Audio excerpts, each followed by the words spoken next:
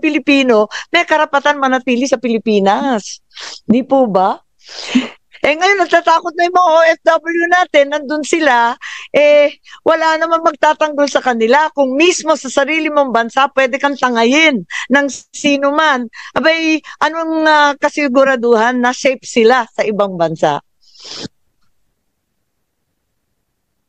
Hindi ko masagot at nahihiya na nga ako sa ating mga OFW. Hindi ko maintindihan kung ano masasabi sa kanila dahil nagagalit nga.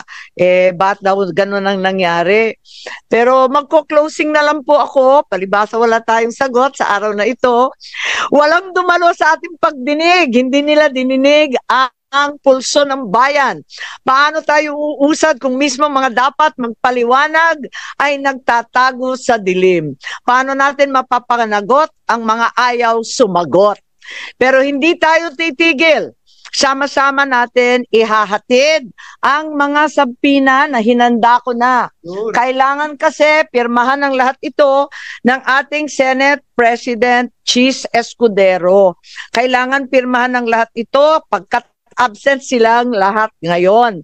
Upang kanyang pirmahan, patunayan na ang Senado ay malaya at matapang na naninindigan para sa mamayan.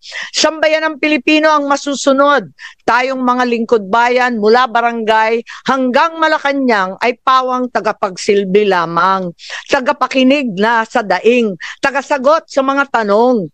Kung kaya ng isang matanda na may sakit na harapin ang walang respetong pag-aaresto, bakit ang mga duwag na ito ay wala sa ating harapan? Nako, magalit na kayo sa akin, pero hindi ba kaduwagan ang hindi sumagot?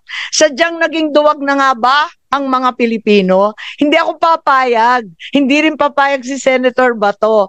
Hindi ako aatras tulad nila. Ipakita ko na ang Senado ay ang huling balwarte ng katapangan ng katotohanan.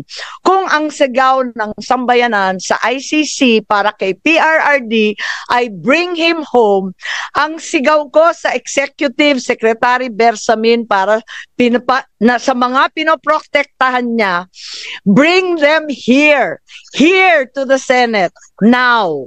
Yun lang po. Maraming salamat. With that, I suspend this hearing. Thank you po.